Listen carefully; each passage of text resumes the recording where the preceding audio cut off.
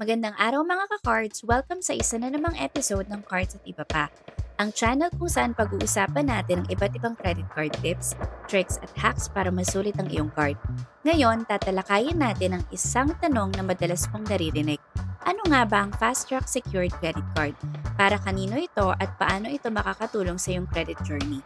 Tara, simulan na natin! Ano ang Fast Track Secured Credit Card? Ang Fast Track Secured Credit Card ay isang uri ng credit card na mas madaling ma-approve kumpara sa regular na credit card. Bakit? Dahil kailangan mong maglagay ng security deposit bilang collateral. Ibig sabihin, ang deposit mo ang magsisilbing panggarantiya sa credit card issuer na mababayaran mo ang utang mo sa card. Ang secured credit card na ito ay tinatawag na Fast Track dahil sa mas mabilis na approval process nito. Kung madalas kang made-deny sa credit card application, ito ang isang magandang option para sa iyo. Para kanino ito? Maraming tao ang pwedeng makinabang sa Fast Track Secured Credit Card. Isa ka ba sa kanila? Una, kung newbie ka sa credit cards at wala ka pang credit history, ito ang isang paraan para makapag-umpisa ka ng maayos. Pangalawa, kung nagkaroon ka ng bad credit history noon at gusto mong i-rebuild ang iyong credit score, malaking tulong ito.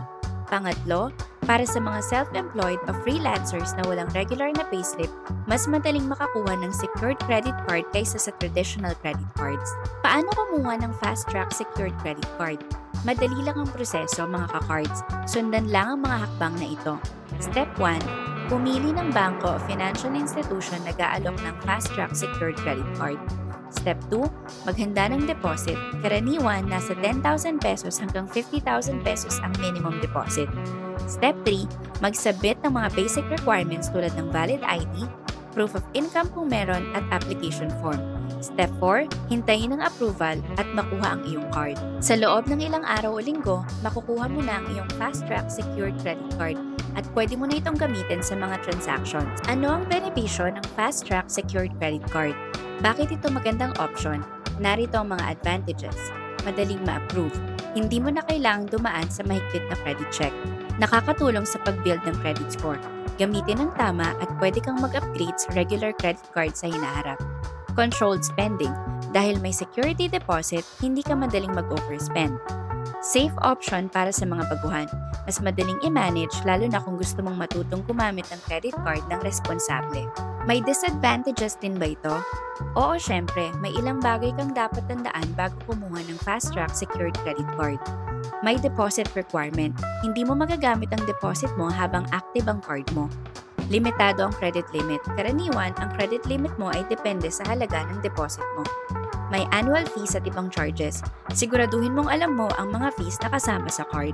Number 6, tips para masulit ang Fast Track Secured Credit Card.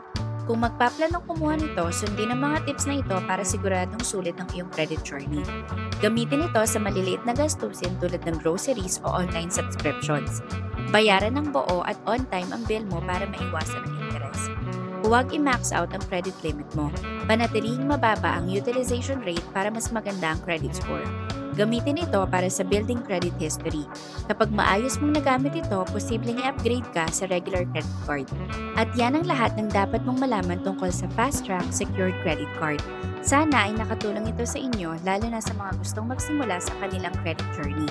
Kung nagustuhan mo ang video na to, huwag kalimutang i-like at mag-subscribe sa Cards at Iba Pa para sa mas marami pang credit card tips at tricks. I-share mo rin ito sa mga kaibigan mong gustong magkaroon ng credit card pero hindi alam kung paano magsisimula. Hanggang sa susunod nating episode mga ka-cards, ingat at happy swiping!